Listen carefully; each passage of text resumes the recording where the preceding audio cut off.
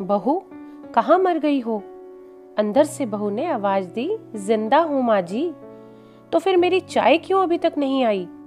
कब से पूजा करके बैठी हूँ। ला रही हूँ माँ जी। बहू चाय के साथ भजिया भी ले आई।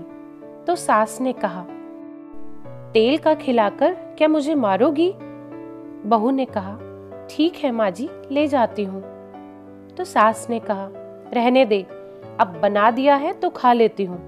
सास ने भजिया उठाई और कहा, कितनी गंदी भजिया बनाई है तुमने। तो बहू कहती है, माँ जी मुझे कपड़े धोने हैं, मैं जाती हूँ। बहू दरवाजे के पास छिपकर खड़ी हो गई। सास भजिया पर टूट पड़ी और पूरी भजिया खत्म कर दी। बहू मुस्कुराई और काम पर लग गई। दोपहर के खाने का वक्त हुआ। सास ने फिर आवाज लगाई, कुछ खाने को मिलेगा क्या? बहू ने कोई जवाब नहीं दिया। सास फिर चिल्लाई, भूखे मारोगी क्या? बहू आई और सामने खिचड़ी रख दी। सास गुस्से से बोली, ये क्या है? मुझे नहीं खाना, इसे ले जाओ। तो बहू ने कहा, आपको डॉक्टर ने दिन में खिचड़ी खाने को कहा है, खाना तो पड़ेगा ही।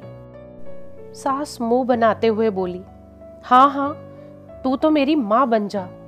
बहू फिर मुस्कुराई और चली गई। आज इनके घर पूजा थी। बहू सुबह 4 बजे से उठ गई।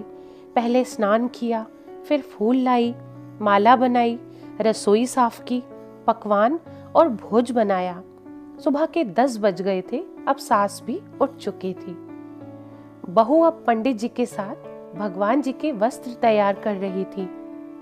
आज ऑफिस की छुट्टी भी थी तो उनके पति भी घर पर थे। पूजा शुरू हुई। सास बार बार चिल्लाती, बहू ये नहीं है, वो नहीं है। बहू दौड़ी दौड़ी आती और सब काम करती। अब दोपहर के 3 बज गए थे। आरती की तैयारियां चल रही थी। पंडित जी ने सबको आरती के लिए बुलाया और सबके हाथों में थाली दी। जैसे ही बहू ने थाली पकड़ी, थाली हाथों से गिर पड़ी। शायद भोज बनाते हुए बहू के हाथों में तेल लगा था, जिसे वो पोंछना भूल गई थी। सारे लोग तरह तरह की बातें करने लगे। कैसी बहू है, कुछ नहीं आता, एक काम भी ठीक से नहीं कर सकती, न जाने कैसी बहू उठा लाए, एक आरती की थाली भी संभाल नहीं सकी। उसके पति भी गुस्सा हो गए, पर सास चुप रही। सास ने कुछ नहीं कहा, बस यही बोल के छोड़ दिया कि सीख रही है, सब सीख जाएगी धीरे धीरे। अब सबको खाना परोसा जाने लगा। बहू दौड़ दौड़ के खाना देती, फिर पानी लाती। करीब 70-80 लोग हो गए थे। इधर 2 नौकर और बहू अकेली। फिर भी वह सारा काम बहुत ही अच्छे तरीके से कर रही थी। अब उसकी सास और कुछ आस पड़ोस के लोग खाने पर बैठे और बहू ने खाना परोसना शुरू किया। सबको खाना दे दिया गया। जैसे ही पहला निवाला सास ने खाया तो सास ने कहा, तुमने नमक ठीक से नहीं डाला क्या? एक काम ठीक से नहीं करती, पता नहीं मेरे बाद कैसे ये घर संभालेगी। आस पड़ोस वालों को तो जानती ही हो ना तुम, वो तो बस बहाना ढूंढते हैं नुक्स निकालने का। फिर वो सब शुरू हो गए, ऐसा खाना है, ऐसी बहू है, ये वो वगैरह वगैरह। दिन का खाना हो चुका था। अब बहू बर्तन साफ करने नौकरों के साथ लग गई। रात में जागरण का कार्यक्रम रखा गया था। बहू भी 1-2 गीत गाने के लिए स्टेज पर गई। सास जोर से चिल्लाई, मेरी नाक मत कटा देना, अगर गाना नहीं आता तो मत गाना, वापस आ जा। बहू मुस्कुराई और गाने लगी। सबने उसके गाने की तारीफ की, पर सास मुंह फुलाते हुए बोली, इससे अच्छा तो मैं गाती थी जवानी में, तुझे तो कुछ भी नहीं आता। बहू मुस्कुराई और चली गई। अब रात का खाना खिलाया जा रहा था। उसके पति के ऑफिस के दोस्त साइड में ही ड्रिंक करने लगे। उसका पति चिल्लाता, थोड़ा बर्फ लाओ, तो सास चिल्लाती, यहाँ दाल नहीं है। फिर कभी पति बोलता, कोल्ड ड्रिंक नहीं है। कभी सास बोलती, पापड़ ले आओ। इधर उधर की भागदौड़ और जल्दबाजी में उसका हाथ पति को लगा और उसके पति की शराब गिर पड़ी उसके एक दोस्त पर और बोतल टूट गई। तभी पति गुस्से में 2 थप्पड़ अपनी पत्नी को लगाते हुए कहता है, जाहिल कहीं की, देखकर नहीं चल सकती? तुझे इतना भी काम नहीं आता? सारे लोग उसे ही देखने लगे। पत्नी रोते हुए कमरे की तरफ दौड़ी। फिर उसके दोस्तों ने कहा, क्या यार, सारा मूड खराब कर दिया। हमें यहाँ नहीं बुलाया होता, हम कहीं और पार्टी कर लेते। कैसी अनपढ़ गवार बीवी है तेरी, उसे तो मेहमानों की इज्जत और काम करना तक नहीं आता। तुमने तो हमारी बेइज्जती ही कर दी।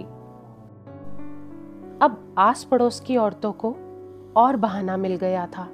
वो कहने लगी, देखो क्या कर दिया तुम्हारी बहू ने, कोई काम की नहीं है। मैं तो कहती हूँ अपने बेटे की दूसरी शादी करा दो और छुटकारा पाओ इस गवार से। सास उठी और सबसे पहले वो अपने बेटे के पास गई और उसे एक जोरदार थप्पड़ मारा और कहा, अरे नालायक, तूने मेरी बहू को मारा, तेरी हिम्मत कैसे हुई? उसके बेटे के दोस्त कुछ कहने ही वाले थे कि उसकी मां ने उन्हें घूरते हुए कहा, चुप, बिल्कुल चुप। तुम सब यहाँ शराब पीने आए हो, जबकि पता है आज पूजा है और तुम्हें पार्टी करनी है। कैसे संस्कार दिए हैं तुम्हारे माता पिता ने? और किसने मेरी बहू को जाहिल बोला? जरा इधर आओ। खबरदार, अगर मेरी बहू को किसी ने एक शब्द भी कहा तो। और तू नालायक, तूने उस लड़की को बस इसीलिए मारा कि तेरी बोतल टूट गई थी? अरे बेशर्म, वो बच्ची सुबह 4 बजे से उठी है, घर का सारा काम कर रही है, न सुबह से नाश्ता किया न दिन का खाना खाया, फिर भी हंसते हुए, सबकी बातें सुनते हुए, ताने सुनते हुए घर के काम में लगी रही। तेरे यार दोस्त को वो अच्छी नहीं लगी। जूते से मारूंगी तेरे दोस्तों को जो कभी उन्होंने फिर से मेरी बहू के बारे में ऐसा कहा। ये सब सुनकर उसके यार दोस्त चुपके से खिसक लिए। अब सास बहू के कमरे में गई और बहू का हाथ पकड़कर बाहर लाई और सबके सामने कहने लगी, किसने कहा था कि अपनी बहू को घर से निकालकर दूसरी बहू ले आना? जरा सामने आओ। कोई सामने नहीं आया। फिर सास ने कहा, तुम जानते भी हो इस लड़की के बारे में, ये मेरी माँ भी है और मेरी बेटी भी। माँ इसीलिए कि मुझे गलत काम करने पर डांटती है, और बेटी इसीलिए कभी कभी मेरे दिल की भावनाएं समझ जाती है। मेरी दिन रात सेवा करती है, मेरे 1000 ताने सुनती है, पर एक शब्द भी गलत नहीं कहती, ना सामने ना पीठ पीछे। और तुम कहते हो दूसरी बहू ले आऊं? याद है ना तुम्हें छुटकी की दादी, अपनी बहू की करतूत? सास ने गुस्से से पड़ोस की महिला को कहा, अभी पिछले हफ्ते ही तुम्हें मियाँ बीबी दोनों को भूखे छोड़ घूमने चले गए थे तुम्हारे बेटा बहू। मेरी इसी बहू ने 7 दिनों तक तुम्हारे घर पर खाना पानी भेजा और यहाँ तक कि तुम्हारे पैर दबाने भी जाती थी, और तुम इसे जाहिल बोलती हो? अरे जाहिल तो तुम सब हो जो कोयले और हीरे में फर्क नहीं जानते। अगर आइंदा मेरी बहू के बारे में किसी ने एक लफ्ज भी बोला तो मुझसे बुरा कोई नहीं होगा, क्योंकि ये मेरी बहू नहीं, मेरी बेटी भी है। बहू सिसकियां लेते हुए कमरे में चली गई। सास ने एक प्लेट उठाई और भोजन परोसा और बहू के कमरे में खुद ले गई। सास को भोजन लाते देखा तो बहू ने कहा, अरे माँ जी, आप क्या कर रही हो? मैं खुद ले लेती।